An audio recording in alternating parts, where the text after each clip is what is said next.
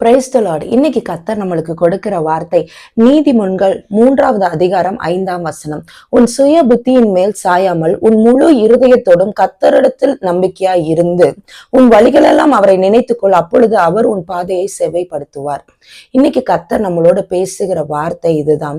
நம்மளுடைய சுய புத்தி மேல் சாயக்கூடாது. சுய புத்தினா நம்மளிடத்துல தோன்றுகிற காரியங்கள், மாம்சத்துல தோன்றுகிற காரியங்கள். ஒரு காரியத்தை குறித்து நீங்க முடிவெடுக்கணும்னா அந்த டிசிஷன் மேக்கிங்ல ஆண்டவரை முன்வைத்து நீங்க யோசிக்கணும். உங்களுடைய சுய புத்தியின் மேல் சாயாம ஆண்டவர் இடத்துல அந்த காரியத்தை விசாரித்து ஆண்டவர் உங்களுக்கு என்ன சொல்லுகிறார், அந்த இடத்துல ஆண்டவர் என்ன உங்களை முடிவெடுக்க சொல்லுகிறாரோ அந்த இடத்துல நீங்க முடிவெடுக்கும் போது மனுஷங்களுடைய வார்த்தைகளுக்கு செவி கொடுக்காம மனுஷருடைய காரியங்களுக்கோ இல்ல உங்களுடைய சுயத்துக்கு நீங்க மாம்சத்துக்கும் அதுக்கு இடம் கொடுக்காம ஆண்டவர் சமூகத்தில் அதை வைத்து ஆண்டவர் உங்களுக்கு என்ன சொல்லுகிறாரோ அதை செய்யும் போது உங்கள் வழிகள் எல்லாம் அவரை நினைத்துக் கொள்ளுங்க. நீங்க அப்படி இருக்கும்போது தான் அவர் உங்களை காப்பாற்ற முடியும்.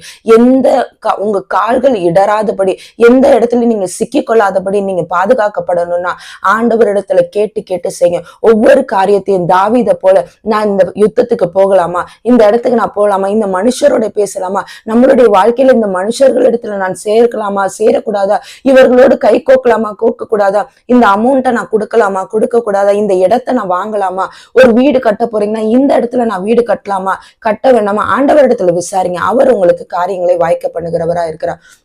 அவரே உங்களுக்கு ஆலோசனை கர்த்தரா இருக்கிறேன்னு சொல்லி வசனம் சொல்லுகிறது. நீங்க உங்க பிள்ளைகளுடைய வாழ்க்கையில முடிவு எடுக்கும் போது, நான் பெற்றோர், எனக்கெல்லாம் தெரியும், நான் என் பிள்ளைக்கு நல்லதுதான் செய்வேன், பெற்றோர்களாகிய நம்ம பிள்ளைகளுக்கு நல்லதுதான் செய்வோம். ஆனாலும் ஆண்டவருடைய சமூகத்தில் நம்மளுடைய பிள்ளைகளுடைய காரியங்களை முன்வைத்து நம்ம ஜெபித்து ஆண்டவர் எனக்கு என்ன சொல்கிறார், எனக்கு இது தோணுது ஏசப்பா, நீங்க எனக்கு என்ன சொல்றீங்க, இந்த காரியத்துல நான் மூவ் பண்ணலாமா வேண்டாமா, ஆண்டவர் இடத்துல கேட்டு செய்யும் போது அவர் உங்களுக்கு காரியங்களை வாய்க்க பண்ணுகிறவரா இருக்கிறார்.